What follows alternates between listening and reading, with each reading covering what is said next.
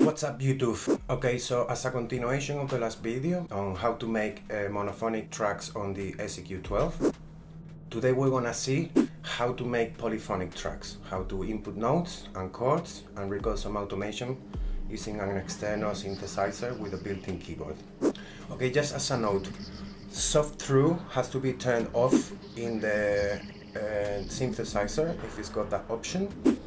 And the same here on the SEQ12, we need to make sure that through is set to off, so there's no MIDI loops and feedback between the two machines. Okay, so the first thing we're gonna do is in jam mode, we're gonna unmute, activate track number 2, then we're gonna press sequence and the sequence number 1 on track 2. We can know we are on the right sequence by analyzing this with polyphonic mode. Track 2, sequence 1.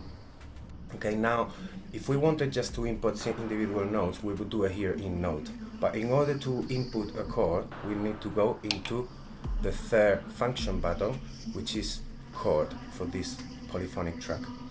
Now, at any given moment, we can enter a chord by pressing play and record. The locator bar will be moving around, and at any given time we can just select a chord. In this case I'm gonna play a C minor, and like we can see, we've got recorded our first chord. So let's say we want to enter a chord on a specific steps on this sequence and we don't want to do it like live, no? So for that we will have the sequencer stopped and then we will press record. And now by using this navigation, we can move through the different steps. Once we are on a step that we want, we could first have a root note.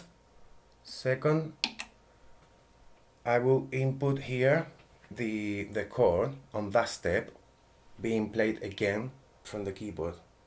So I'm gonna choose a higher octave.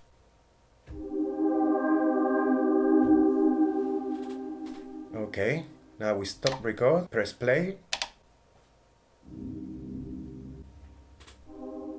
Okay, so we've got two chords now playing that we've recorded in two different ways. Of course, at any given time now, we could come here and manually shift these notes or enter more notes in that chord, okay? So, the same that we can input the chords or the notes by selecting the step. The only way we can do that though is actually by having record engaged. If we don't have it, we will just scroll through different sequences, okay? But by pressing record, now we can move between steps. So let's say we want to input a certain amount of controller data in the step. We've got it selected, then we will go to move the value, the slider, in this case the cutoff, to the desired amount of modulation. This is really handy and visual to record a specific controller amount on that specific step. However, the cool thing starts when we play the automation to create different curves. Okay, so for that we press play and record. And now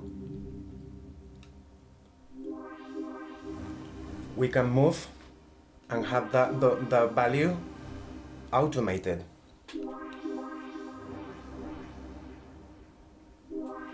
Okay, really handy and visual way of recording the external controllers without having to dive into manuals, MIDI implementation charts, and so on.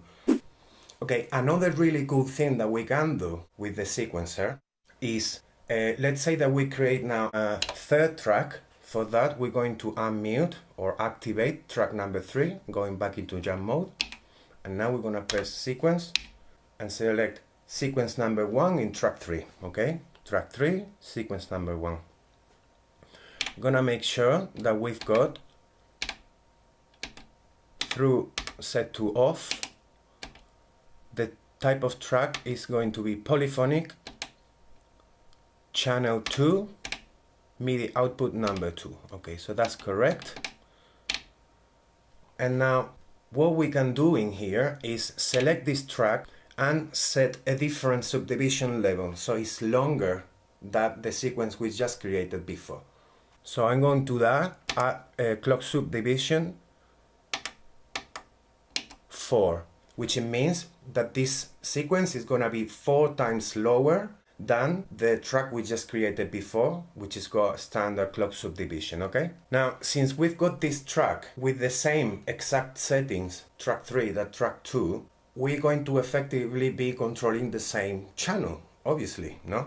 But what happens is that apart from being able to, for example, create a different step length, like on the sequence, instead of 16, let's say 12, and subdivision, we can create really interesting polyrhythms, okay, with notes. But in this case, I'm not going to be sending more notes. What I'm going to be using this track is as a ghost track, let's say, where we're not going to be sending notes, but we're going to be sending MIDI control changes values to here. By doing that, we've got twice the amount of controllers we can send to the synthesizer. By being on a different track subdivision, we can do interesting morphing features with those parameters, since some of them are going to be controlled faster or slower. That would create interesting evolving results. So same process than before. I'm going to, for this example, I'm going to select Control 2, and I'm going to be selecting a different parameter for this example.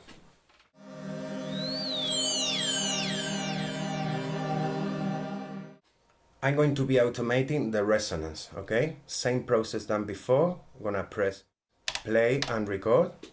And now I'm going to move the resonance slowly.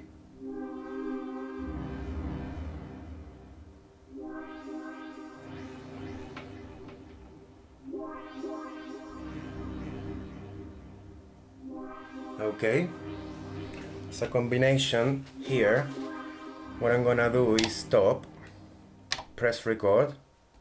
I'm gonna go to those first steps, and I'm going to enter the values here manually.